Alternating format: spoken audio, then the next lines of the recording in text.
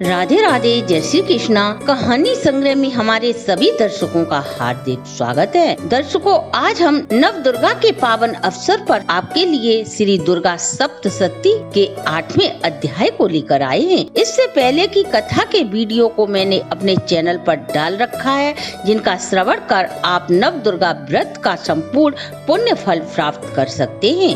नवरात्रों में प्रत्येक दिन एक नए अध्याय का पाठ किया जाता है। 5वें दिन की कथा के लिए 7वें और 8वें अध्याय का पाठ अवश्य कहें और सुनें। इस वीडियो में मैं आपके लिए 8वें अध्याय की कथा लेकर आई हूँ।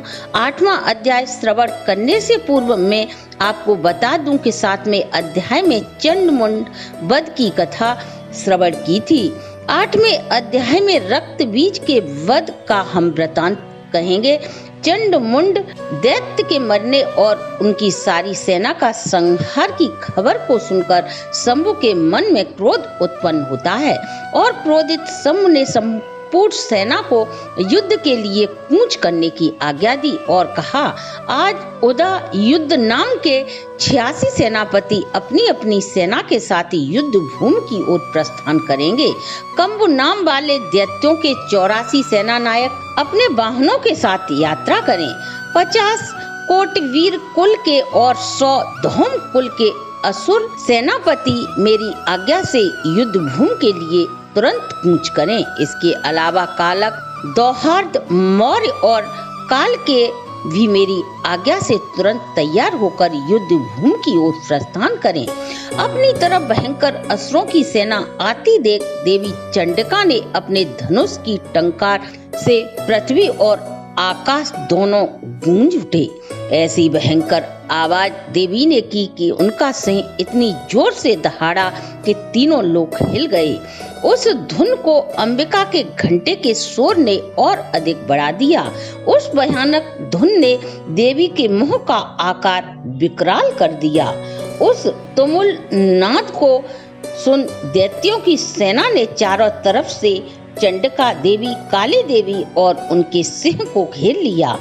इसी बीच देवताओं के कष्टों के निवारण और असुरों के विनाश हेतु ब्रह्मा, शिव, कार्तिकेय, इंद्र, विष्णु आदि देवों की शक्तियां जो अत्यधिक पराक्रम और बल के लिए प्रसिद्ध थीं, देवताओं के शरीर से निकलकर चंडिका देवी में समा गईं। जिन देवताओं का जैसा रूप, वेशभूषा और वाहन थे, ठीक वैसे ही साधनों से संपन्न हो उनकी सभी शक्तियां असुरों से युद्ध करने के लिए आईं।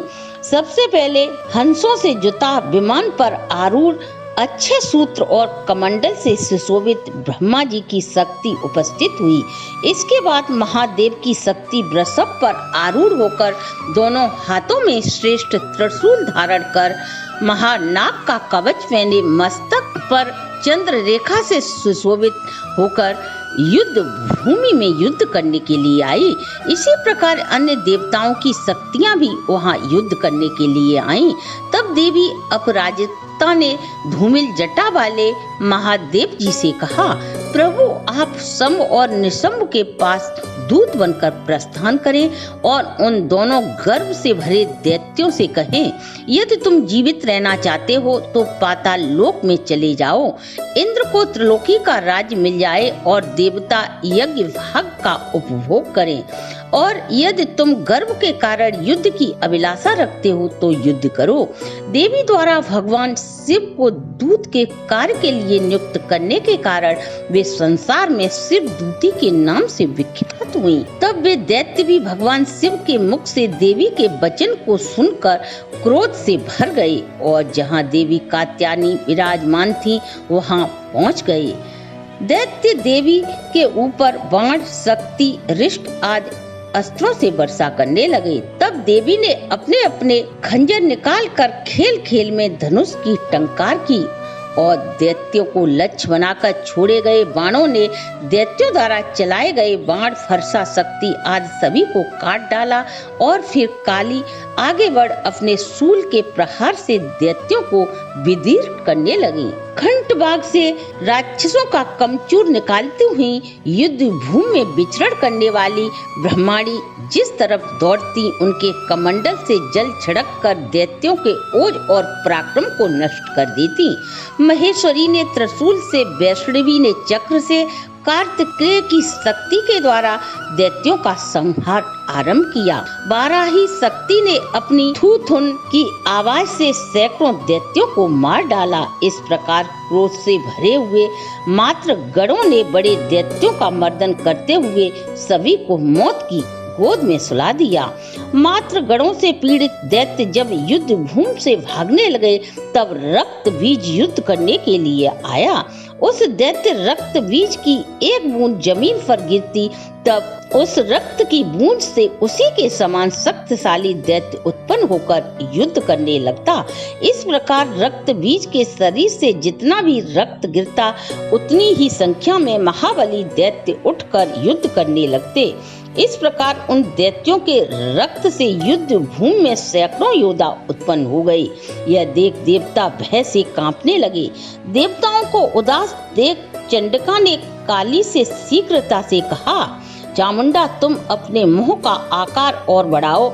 मेरे शस्त्र पात्र से गिरने वाले रक्त बिंदुओं और उससे उत्पन्न होने वाले महादैत्यों को तुम भूमि पर गिरने से पूर्व ही खा जाओ।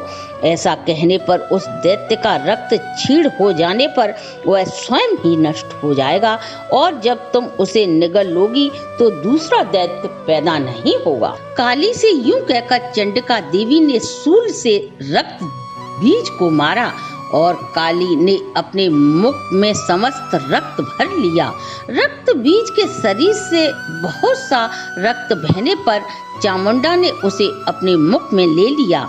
काली के मुख में रक्त बीज का रक्त गिरने से जो दैत्य उत्पन्न हुए उन्हें वह चट कर गई और उन्होंने रक्त बीज का सारा रक्त पी लिया। तदंतर देवी ने रक्त बीज को और चामुंडा ने रक्त बीज का सारा रक्त पी लिया। महाबलशाली दैत्य भूमि पर गिर पड़ा। सभी देवताओं के हर्ष की सीमा न रही। सभी मातृगण उन दैत्यों के रक्तपान के मद से उद्यत होकर युद्ध भूमि में नृत्य करने लगे। इसके साथ ही दुर्गा सप्तशती का 8वां अध्याय यहीं समाप्त होता है। 9वें दिन के अध्याय की कथा को सुनने के लिए हमारा अगला वीडियो अवश्य देखें। अगर आपको हमारी प्रस्तुति अच्छी लगी हो तो आप हमारे चैनल को लाइक, सब्सक्राइब और शेयर करें।